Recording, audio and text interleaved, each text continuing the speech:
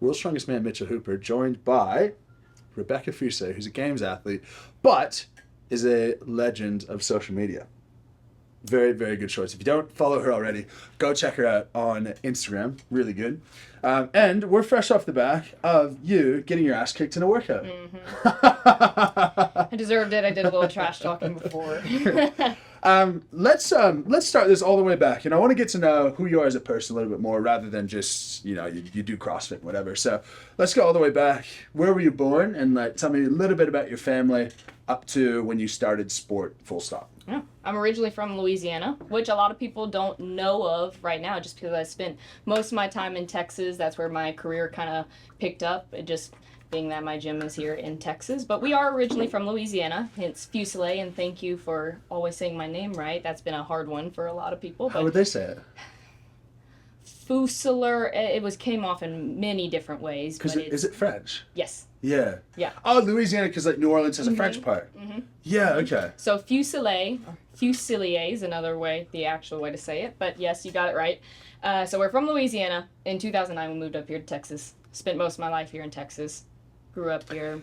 Okay, I'm confused because I met your parents, and okay, your last name is French. Mm-hmm. You're from a French part of Louisiana. Mm-hmm. Your dad is Asian. Mm-hmm. Is he a rare French Asian? No, well, his mom, my Mimi, is full Japanese. Okay. So he's But Japanese. your grandpa, Mm-hmm. what would you call your grandpa? He's just American. No, but Mimi and Grump. Grump. Hi, Okay, sorry. Mimi and Grump. I don't think you're going to watch this, but... So Grump is French. No.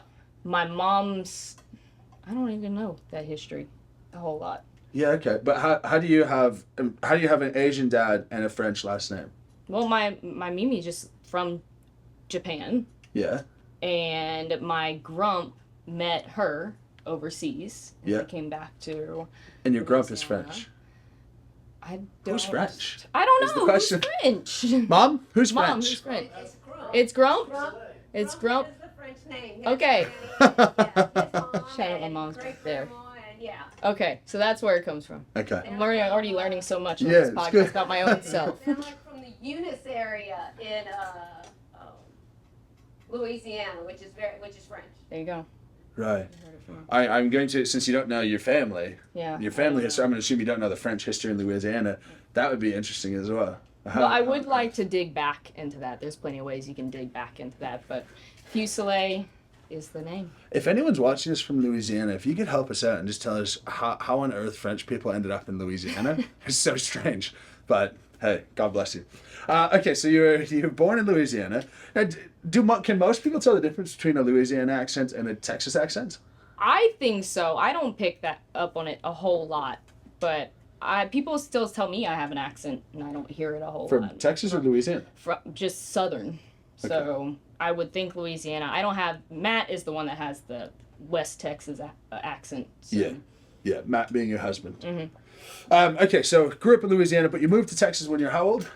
9. 9, and at that time, you moved with your mom, your dad, and your siblings, right? Mm-hmm. Family all made it up here. Why did you move? Mainly sports. That was I was a full-time... My sister and I were very competitive gymnasts. What? You moved And your whole then- family for sport? Part of it work, but the Oh, other wow, half, I would that say it's is- split 50-50 between sports. So we were crazy gymnastics people. Yeah, that is mega American. So I don't know how much of a sense people get it when I'm doing all my funny videos on Instagram and everything, but I'm a hardcore competitor. I've been that way my whole life. Like Yeah. if I play a sport or do something, I compete. And Yeah, which is like we'll talk about that a little bit in a bit, but we're much the same. Where like the outward, actually Noah Olson said this the best, and he said, you can take joy in doing difficult things. And it's sort of like, yes, it's difficult. Yes, I care a lot, but yes, I'm also gonna have fun with it. Mm-hmm. And like the inability for some people to unlink, I'm as intense as I could be about this, but it doesn't need to mean that I'm like angry or like crazy folks or can't have a laugh. Yeah. Cool. Okay. Wow. So you're 9 years old. Your whole family moves over and go, we're off the back of you being a gymnast. Yeah. Okay. And I was educated on level 10 gymnast. How long were you like at the top level of gymnastics? I think when I retired, I was going on my 3rd year. So I competed level 10 couple times. Yeah. And then your third year, so at the ripe old age of 11, you were done? I started competing level 10 and 11. I retired at 13. Retired at 13, which, from my understanding of gymnastics, is like an older middle-aged gymnast. I mean, you grow up really fast in that sport. You grow up really fast. All right, so you're 13, done gymnastics, and then, well, I mean, I know you got into CrossFit at that stage. Any sports other than that, though? Believe it or not, I tried a little bit of golf because my older brother Nice. was in golf, and I go, that's not my sport. That's not my speed. It was too slow. I did try a year. I played like 2 golf tournaments. It was too cold. I said, not my speed. I'm not doing this. It was too cold. Well, the tournaments that I played at that time, I was like, I don't do the cold. I'm not going to go out in the freezing rain and go walk 18 holes. And What state were you playing your tournaments in? here. The cold, the brisk, cold Texas. I forgot who I was talking to. It was a chilly 15, and she had enough of that. Golf is actually, believe it or not, golf is my favorite sport. Really? I love golf. So when I was 12 years old, 12, 13, when I was going into high school, I went down and trained with Tiger Woods coach for a little bit. I did tons of golf tours as a junior. I actually have some mates of mine who I beat in junior tours on the PGA Tour right now. And then I gave it up to play football and so on and so forth. But don't knock it too much, because golf is really good. Okay. Golf's I think a lot it's of fun. something I could definitely pick up when a little bit later. That's but yes, good. That's a better energy. Like after you retire or something. I did. Man, what have you not done? I'm just.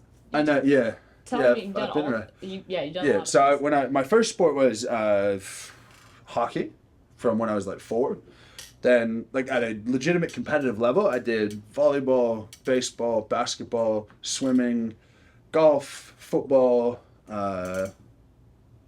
soccer. I played recreationally, and then marathons, bodybuilding, powerlifting, strongman, just doing stuff. So that's the crazy thing about, and part of me is very proud that I grew up in gymnastics. It's given me a lot, right? A lot of body control, strength to lead into things like this. Yeah. And discipline. But the thing that it did take away is you're always in the gym. I didn't play a lot of sports growing up. True. Which is funny nowadays because Matt is always constantly roasting me on how I can't throw things. So we're starting up even on my YouTube channel these Go Sports segments where we go out and try new sports and everything and basically make a fool of myself. But if you know, like I said, I'm a little bit competitive, so if I pick up something, no matter what it is, I'll want to get good at it. Yeah. So That's crazy, because by the time you got to CrossFit, you were a gymnast who went to CrossFit just straight up. Well, you talked to someone, and I talked to Danielle Brandon yesterday, and she was a gymnast, and then she did swimming. She did diving, like both competitive. She got recruited to the college swim team. She went to track and field and was recruited for the 400 meter. Then she ended up doing like CrossFit after doing some stuff in college track. You're like, you really start behind the 8 ball when like you've never competitively swam before, you never worked with a barbell before, like so much stuff. Right? You would have had to so many skills you would have had to learn from 13. I did do a little bit of track and field in high school, but I was a pole vaulter because my sister was a pole vaulter. Do you know she was too? Danielle Brandon? Yeah. Oh, I didn't know. I didn't know that. Yeah. I know there's a couple pole vaulters, some around, I feel like Annie maybe was. Was she? Maybe there's another big name that has done pole vault coming from a gymnastics background. But I did it for a few years just because I followed my older sister through it, and then so when I say track and field, I'm like, that's the sport that's farthest from running a lap around the track because you got a pole, you're trying to jump on it and then make it over another bar. So I did do a little bit of that. And it was kind of one of those things where just having the background that I had, I was decent at it. Yeah. If I would have stayed committed to it, it would have been good. Probably gone to college with it. Yeah. I think, but I didn't see myself taking it much farther. But you did take CrossFit pretty far. So 13 CrossFit, like you started, and the thing that's crazy, you started here, right? And so you've had your whole CrossFit career here, and Matt's been your coach the whole time. That is absolutely mind-blowing. Let's talk about that after. But 13 years old, you walk into the gym, you start CrossFit, and sure, things like swimming don't come up overly often, but you would have started, if we were making you on a CrossFit video game, you'd be like maxed out gymnastic stats, and you would have like a lot of low stats you now like have to bring up. Was that discouraging at any point, or were you just here for the process? I think it still feels that way in some sense of, I hate, if you want to be the best CrossFitter, you want to be good at everything. And I hate seeing that big discrepancy between being known as the gymnast, but I've kind of come to terms where nowadays I'm like, okay, I'm going to be the queen of gymnastics, but still keep working on elevating all of these other categories. So in a sense, I think it's helping me more nowadays versus in the past. I was like, I don't want to just be known as the gymnast, the small gymnast out there. So, but now I kind of own it. And then I realize it is helping me in many other ways. Yeah, and the thing about CrossFit, if we compare it to strongman, in strongman, if you're 5'10", you're gonna have a hard time loading an Atlas stone, but you can do it. If you're 6'8", it's a long way to clean and press a log, but you can do it. You won't be great at it, but you can get to a competent level. It seems like in CrossFit, it's much harder when like, you can't change that you're 5'2" with a small frame, and when you're now there's a girl 5'10" who's just built with a bigger frame. Like you'd be, if we're talking Olympic lifting competition, you're like 6 weight classes apart, and now you have to try to bring yourself to the same playing field. If you see yourself winning the CrossFit Games, how do you see yourself bringing up those weaknesses enough that you're like, I can hang? I think, especially where I'm at nowadays, I don't think I've hit my peak strength yet. So that's always exciting to me. Yeah. I 'Cause you're how old? haven't 23. Yeah, I haven't hit my peak strength yet. So there's something encouraging about, I know, like, I can still somewhat hang on some strength work right now, knowing that I'm not at my peak. So that's always encouraging. But the hardest part, the most fun part about CrossFit and the hardest part of it at the same time is the programming changes all the time. I don't know if you ever feel like that with the events that y'all do in strongman, but in CrossFit feel like there's a much wider range of what it could possibly be, which is exciting because you get to work on everything. But I also feel like there's been a lot of controversy this year that if it's not balanced, it kind of diminishes some of the athletes out there and some of that. So long story short, it's just encouraging to keep building up that strength, and hopefully in the future we get really good at defining what CrossFit is and learning how to compete with it, and the programming is balanced enough that where, yes, I might get outlifted by a big strong person, but I can go whoop their butt on my strengths as well as keep up with them. Let's go into that then. Like define what CrossFit is better. What do you define it as? Like, if you had to say make a 8-event semifinals, what must it include? We look at all the kind of domains in CrossFit. No. I've heard the like CrossFit. Like, I know you're about to go repeat the CrossFit. Like, yeah, I don't want to be that. I want to be the athlete that, and I think I've always kind of felt like this in my athletic career, is I'm not great at any one thing. Sure. But I can be really, really good at all these other parts. So if we take semifinals this year, I don't think it's a controversial statement to say it was unbalanced towards the heavier, stronger people. But like, to me, I just hear that and I go, okay, fair enough. But why? Like, what are the combinations that then hurt the smaller people? Find a way to display strength that doesn't always correlate to how much mass you have on you. So, as in like sled drags. Right. Tough. Right. I'm strong and I can pull a sled, but if it's just plain and simple, mass moves mass. The girl who weighs 150 or 160 next to me is definitely going to be able to move that easier, but I can probably get pretty close to her on a clean and jerk or a snatch. Something that's a little bit more technical, but still displays strength. If you were allowed to wear on an event like that, which was running sled I know where you're going with this. I've already come up with this. Yeah? If you're allowed to wear a pack, and you could choose the weight of the pack, and you got to run with it, but you can also drag the sled with it, what do you think? Would that be fair? I said that same exact thing before I went and ran on the runner for the event. I go, should I take this rucksack out here and go run with it? Yeah. But I don't know. I think I'm trying to. I think we're gonna get this year was a bust on the programming. I think, plain and simple, it wasn't what it needed to be. And I think there were external factors that made it that way. But I think there's going to be a way in the future to make sure the tests are balanced. And someone like me, I know, and I said it this year, I want to carry myself more that way. And I know I'm one of the fittest on earth. Yeah. Tell me about the external factors. Just like not testing the equipment of like the sled and putting us more on machines instead of exactly what we said in the gym earlier. Let's go run out on the sidewalk together. Yeah. Let's go move our bodies out on the sidewalk together and not worry about this machine. Yeah. Let's go run. Yeah. Well, because it's funny. Like, obviously, you're fitter on a rower than I am, but there's no way you could keep up to me. Just because if I lean on it, then no problem. Yeah.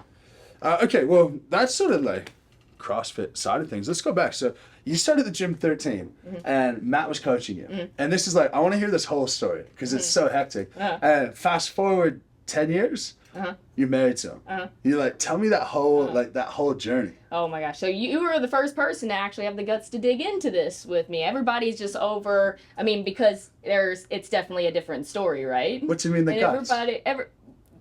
Everybody just wants to attack me right away on it and be like, this is weird. Okay, so to give context, we're like, on the surface, sort of weird, yeah, but also like, your mom was the one who brought you into the gym. It's not like you were just like lured in, like right. So okay, talk through the whole thing, because without explanation, it is weird. Yeah. But like, what's the story? Okay, so I started working. I mean, I'm a gym rat officially. If you would have seen me on day one when I walked into the gym, I fell in love with it. Like, I did not want to leave. I started on what we call a hero workout, which is some of the hardest workouts you can do. Fell in love with it right from the beginning. Are those the ones that have like names to them? Yeah. Yeah, so that was one of my very first workouts, and I got humbled really quick by all of this. Do you know, the first, when I was like, I'm going to meet up a whole bunch of CrossFitters, I'm like, okay, maybe I should take a look at one of the workouts, and it was Memorial Day. Like, complete coincidence. And I was like, oh. You did Murph? No. Okay, but it was a hero workout. I looked at Murph on a sheet and thought, wow, that is impossible. Yeah, so Murph is always a Sorry, sidetrack. Okay, so you got your ass kicked by one of these types of workouts. So that was my first workout. I fell in love. I was like, this is going to be where I want to spend all of my time.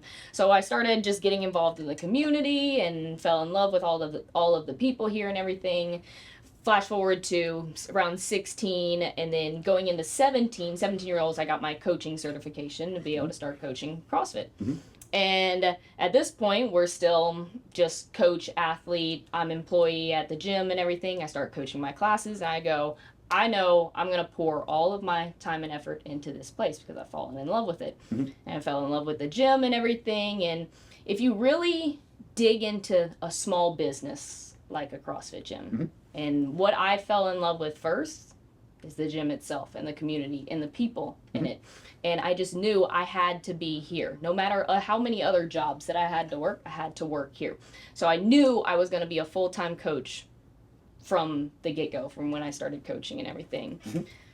Couple years in, I mean, Matt and I are basically the only people running this thing, and we're, I think, the most attractive thing in a person is their hard work and their hustle and their work ethic, and we grew closer and closer together, and then I think it's one of those magical meant to be things. And so when did you actually start dating?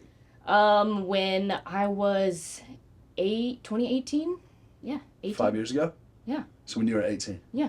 Okay, right. Yeah. Right. So we it started all just in here, and then in that you know, the difficult thing is, and I don't know you guys well at all, but I see your personalities, and it sort of mirrors how I am with Ashley, my fiance, where like, okay, you can look, and like Ashley's older than me, but like, I've aged much worse.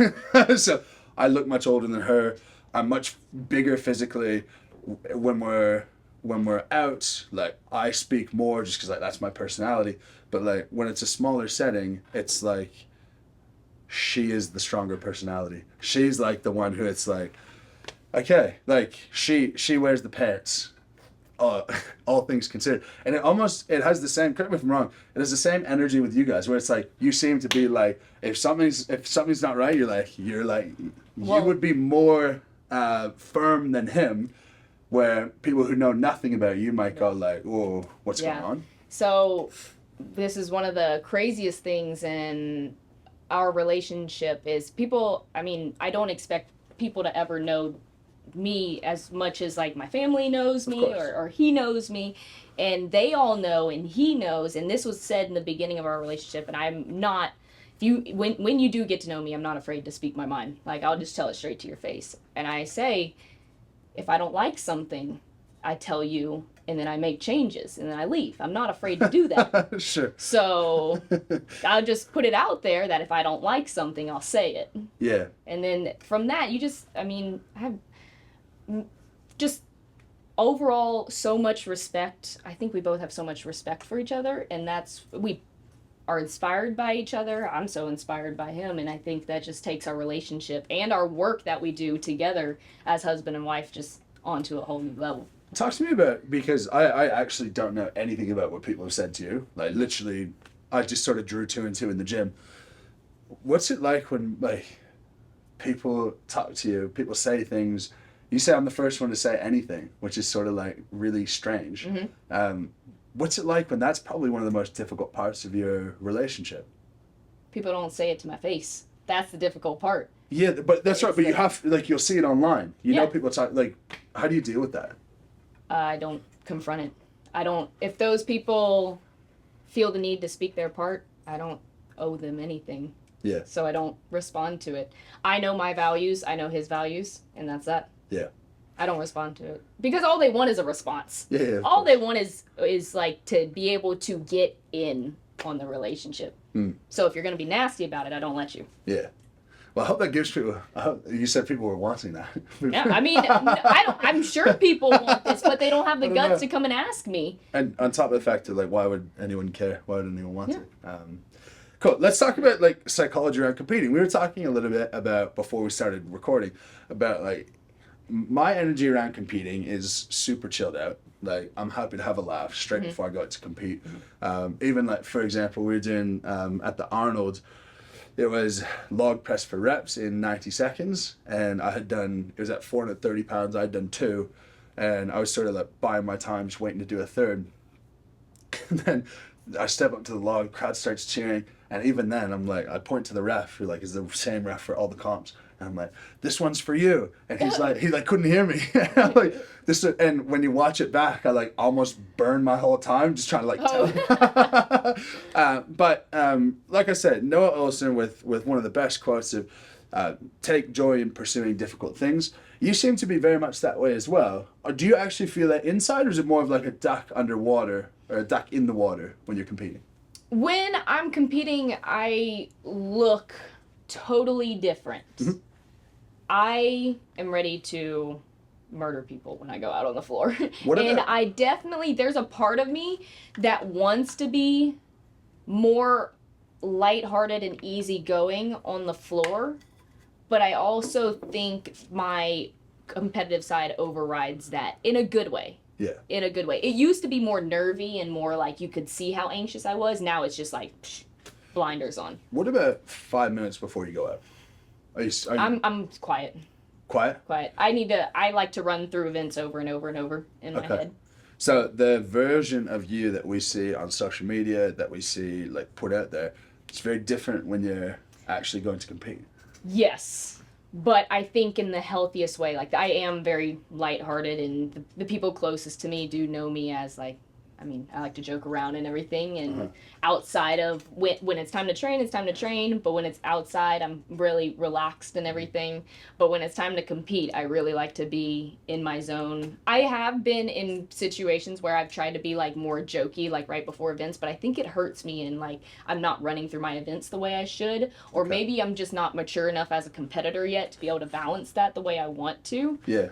But I've said it before, the like social media and stuff that I do is very much my creative outlet. I love to do it, and I have so much fun doing it. It's an extra creative outlet that helps me balance out the seriousness of competing. Yeah. Now, I actually take the stance of like I'm very relaxed before and in and around competition because my personality, I could go like I can get somewhere in a half a second. And when I was a teenager, I get really angry in half a second. Or I know if I could get really excited for a comp in half a second, I could really peak my energy and crash by accident. So for me, I just have to pull myself back always, and that's why I stay so chilled out all the time.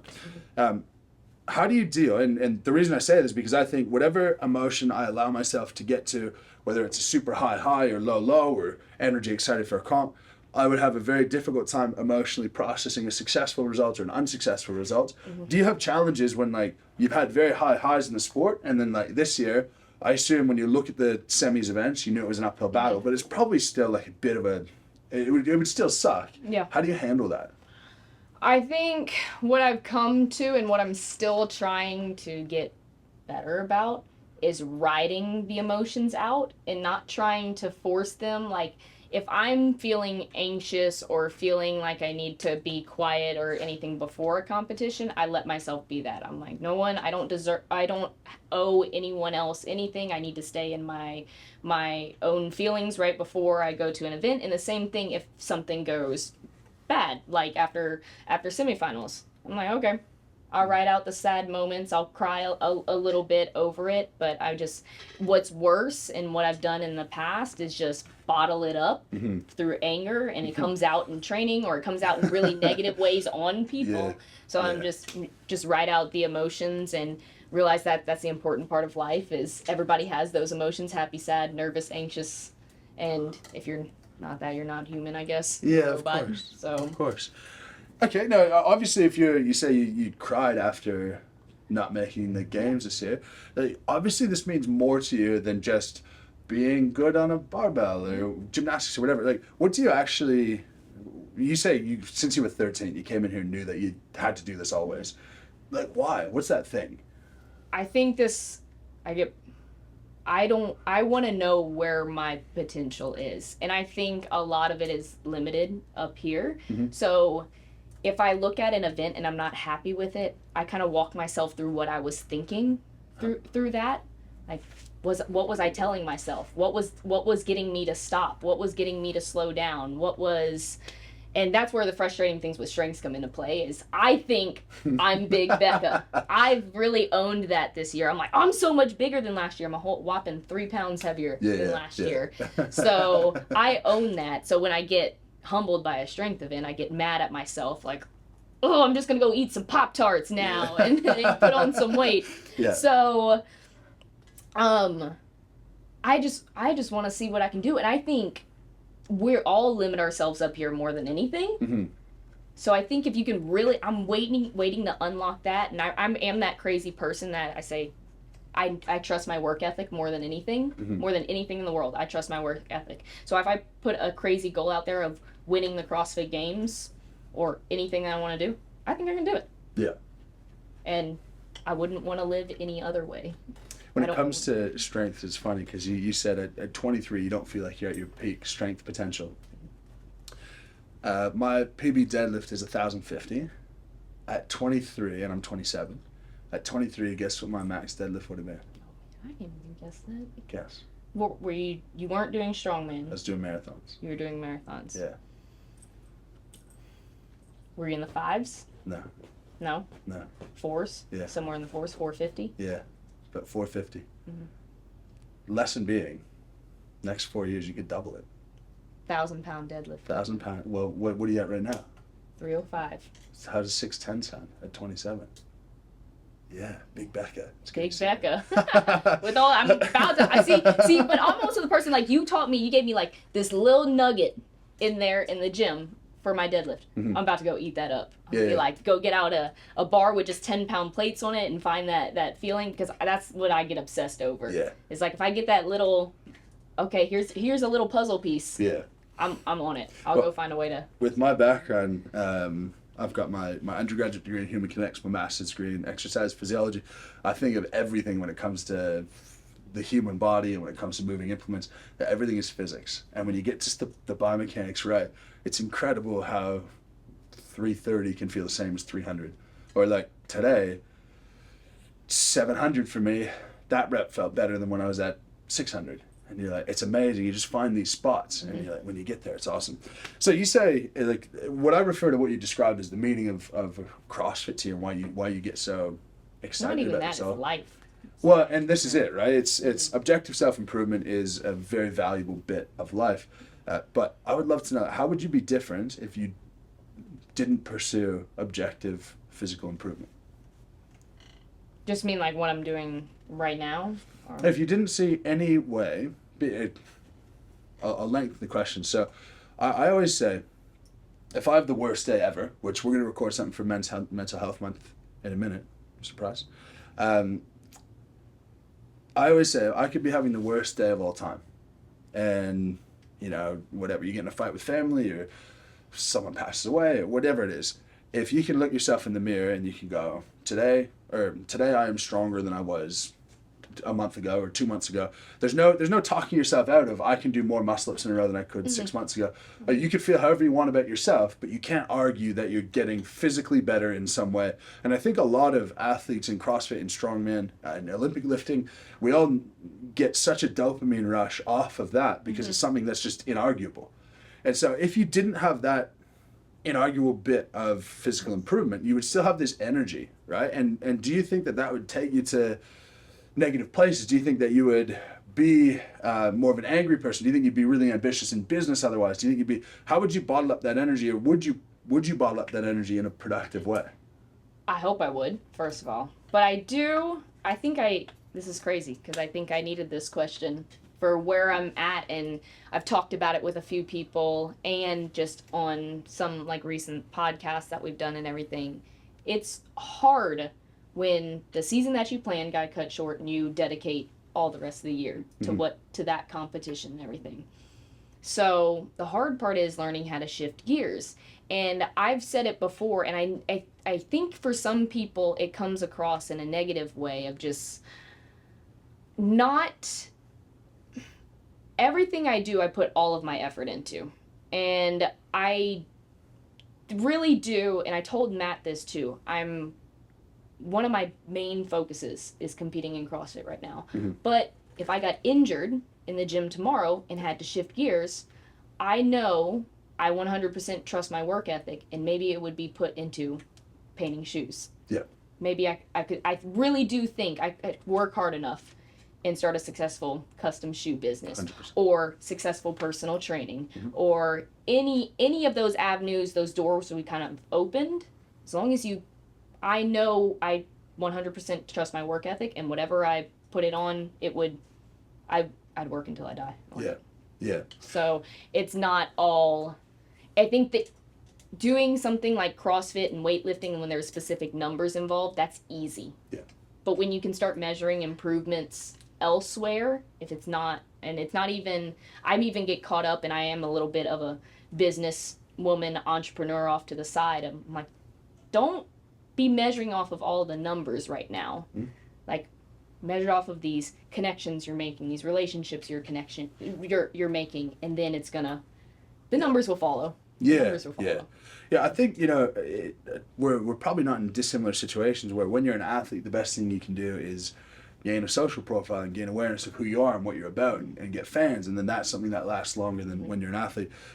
But you say if you didn't have CrossFit or physical objective self-improvement, that you hope you would channel that energy into like productive things. And like, I think it's valuable for anyone watching. I can sit here and say, if I wasn't able to objectively improve myself in one way or another, I don't think I would hold myself together all that well. And I actually look to when I'm 40 years old or 45 years old, and I'm thinking, I got to figure something out in the next 13 years of like, that's okay. And I think hopefully when kids come along, that'll be a different area to channel energy into.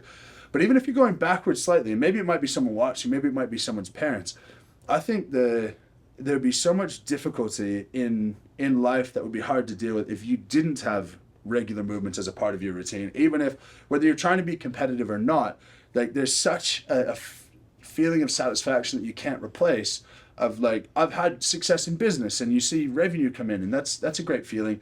But there's something so much better about just, you can do more than you used to be able to do, whether that's walking or running or lifting or just something. So I think that's an important little bit. Now, let's wrap it up and go. You have a big goal of winning the CrossFit Games. Knock on wood, nothing crazy happens in the meantime. Let's say programming is pretty stock standard. It's 2023. When are you winning the CrossFit Games? Reality check is going to be a little while. I think I'm got a lot more growth to do and a lot more holes to fill, and maybe upper 20s. 27, 28? Yeah. Cool. I think I'm shooting for that. 27, 28 Games champion. But Fuselier. But also, I kind of like to live day by day, year by year, and see what exciting opportunities. Is it? You know, obviously winning the games is a big goal. And if you're to rank it on a scale of 0 to 10 as your goal in CrossFit, I assume it would be close to a 10. Like that's the largest thing we're aiming for. If you were to rate it 0 to 10 on importance, where would you put it? 6. Yeah. So if you never won, it's important. It's Of over course. the middle. Of But course. there's a lot more to life. And you wouldn't be devastated if you were to win it, or you weren't to win it. Sorry. Life wouldn't be over. Yeah. You know, it's. I don't know how many people would share that same sentiment, and I'm extremely fortunate to be on the back end of that and go, like, you have won. And I think based on conversations I've had with other guys and other winners and tournament directors, people who put the importance of winning something at a 10, once you've won, if that was like your biggest thing in your life that you ever wanted to do, there's nothing left. That's the scariest thing. You've heard, I mean, I'm sure you're an athlete. You've heard horror stories of Olympians getting to the top and what's next, and people getting to the top and like, what's next? And the funniest thing is when you were just having that conversation, I literally saw myself talking to Matt not too long ago, and I asked him, I was like, am I crazy for thinking this thought right now at 23 years old? I was like, you're probably going to have a basket case on your hands when I retire from competition. Yeah. I was like, I don't know why I'm thinking of that right now, but I've been competing my whole life. So I need to start making moves now and make sure I have my next door open, not be like overthinking all of that. But I don't want to get to the end and be like, what now?